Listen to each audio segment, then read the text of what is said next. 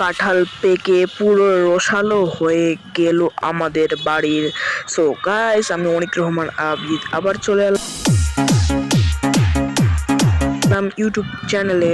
So guys, আজকের আবহাওয়াটা guys এত সুন্দর ছিল গাইস, আজকের আবহাওয়াটা বলার মতো না।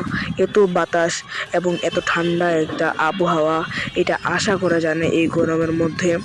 এই গরমে কালবৈশাখী ঝড় হওয়ার কথা, কিন্তু আল্লাহর অশেষ রহমতে আমাদের এই আশাটা পূরণ হলো এই দোয়া করে।